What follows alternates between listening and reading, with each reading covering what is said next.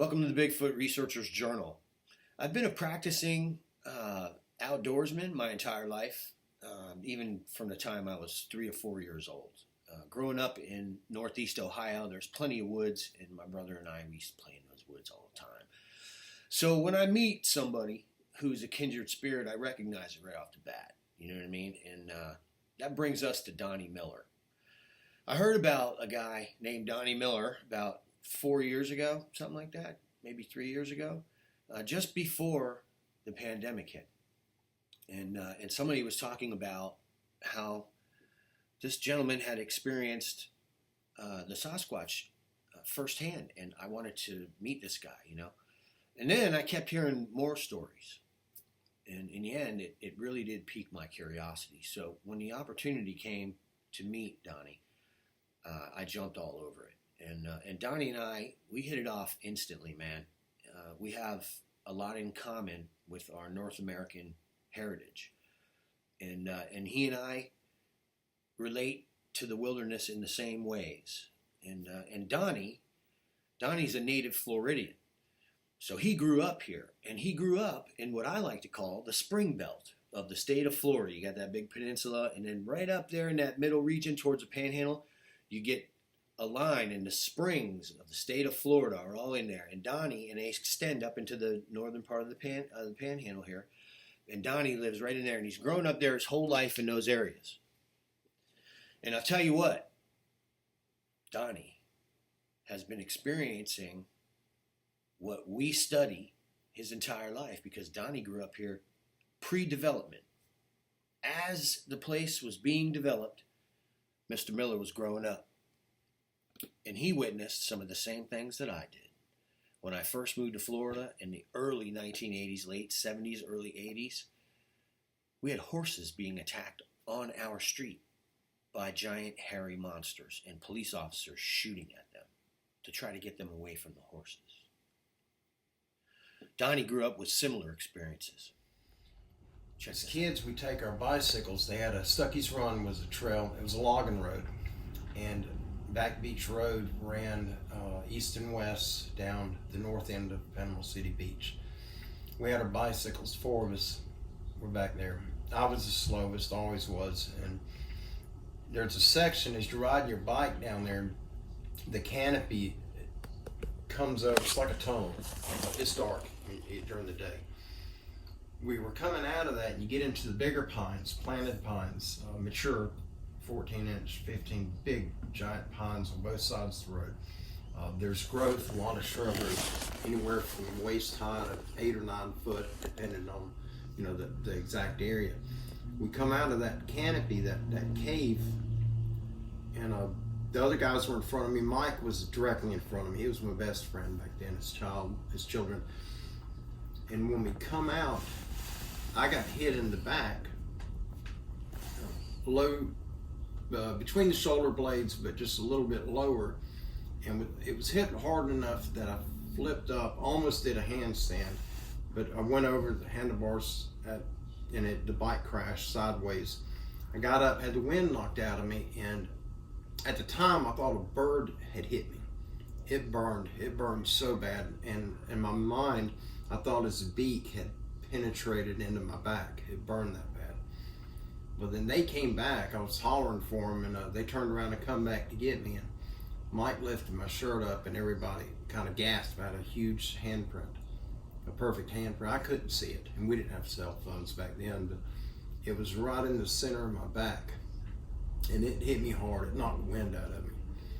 But we got on the bikes, and we left. Everything else was fine, but that particular stretch, about 400 or 500 yards, several times coming through there, we'd get hit with pine cones. Normally the tires, the spokes would get hit.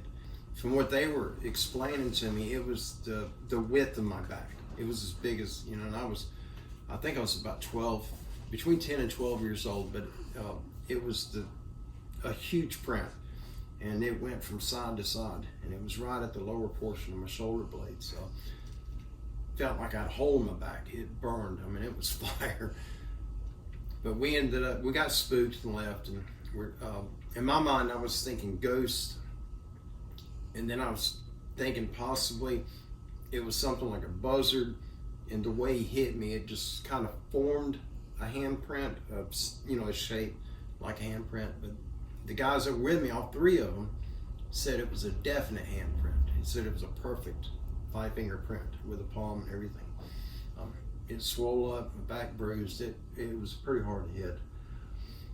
But I didn't hear nothing about the Bigfoot Sasquatch scene until I was probably in my 30s.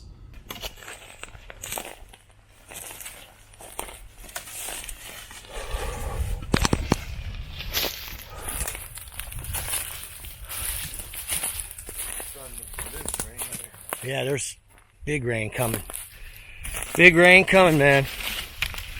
Corn's disappearing slowly. This back here is where My camera goes nuts. it gets strange.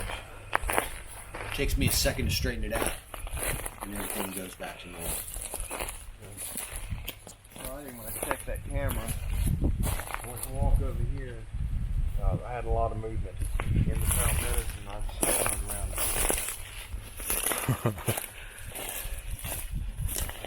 I didn't make it to the water's edge, but I found this area right here Friday when I come up to check that camera. Beautiful, it's cleared out right there. This whole place is full of these big, deep down game trails that go down across the creek, but there's no Hooves. tracks in it. Yeah. The place is loaded with deer. There's no deer tracks. And that I don't quite. Well, the trail thing is what we get everywhere we go, that people report Sasquatch. So they're in here, and they're the ones flattening out all these trails, man. You know what I mean? There's game trails, and then there seems to be these other trails, and they're simple foot trails, and it looks like a wide foot. You got another hair. Guys, we're pulling incredible strands. Yeah, no, it's over this one because it's in the trail. Oh, there's a lot of them too. Yeah, there's hair all over this one. Here's a sample right here. Look at this hair, guys. It's incredible, man. That's called a pine needle. Yeah, you got a pine needle hooked onto it. Here's the actual hair, if you guys can see it. Kind of camouflaged in the bushes in addition to being black. Let me see if I put it on my hand. There it is. I've got wads of this. There's so much hair hanging from these branches. I don't know if you can see this, but it's literally just hanging from it. It gets grabbed and I think just pulled right out. Yeah, here's a big wad of it. Look at that! Look at how it tangles up the branches and gets all stuck in it. There's a wad right there. Yeah, there's a big old wad. See, this is what it is. It's their head, their arms, their shoulders. They got those big shoulder pads of hair, and it's catching on all this oak overhead. Crazy. And I'm just going to put this in my pocket for now because I've got so much of it, but it looks like it will match the samples we pulled for the last 5 years from the spring belt.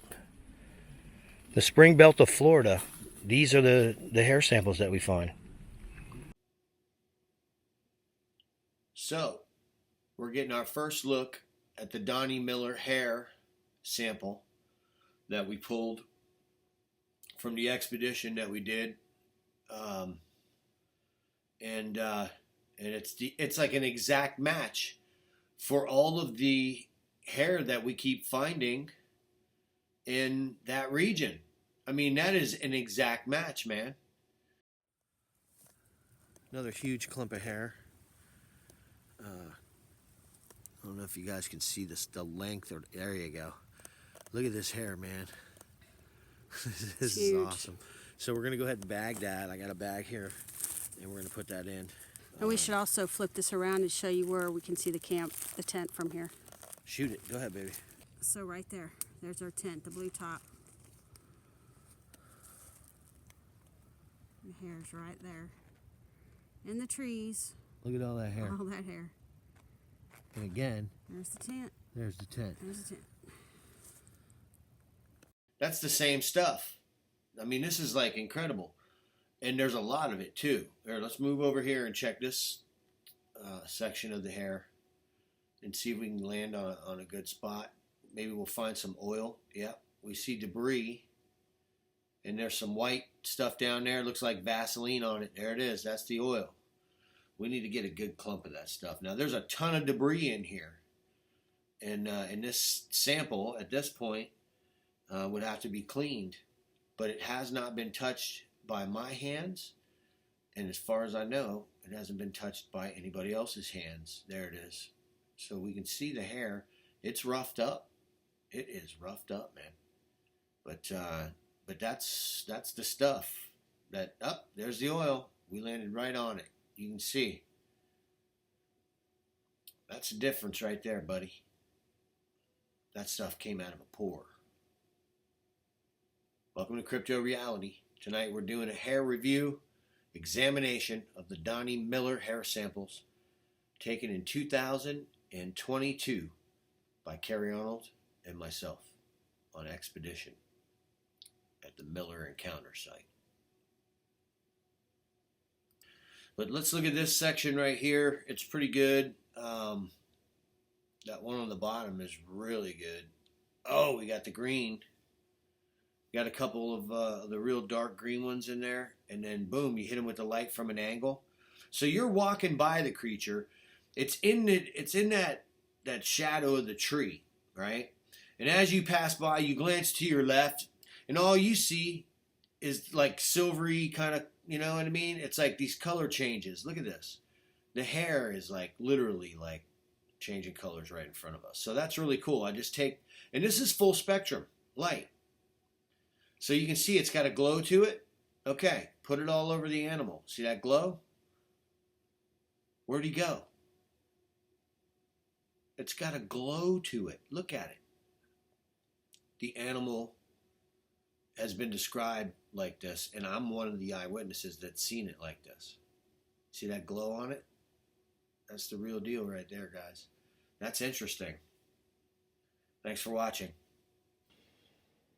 I think it's crucial at some point that we begin to address the suppression of Native people's tradition and history here in the U.S.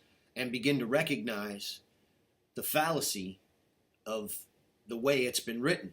And along with that, we're going to pick up certain truths. And I honestly believe that has something to do with why the idea of, Native people's history containing myth, folklore, legend, fallacy. It's been turned into a fallacy. Like, these people tell us that they've related to these creatures for thousands of years, and tribes have traded with them. That's how they existed. The Sasquatch brought them what they needed, and those natives, modern humans, gave the Sasquatch what they needed.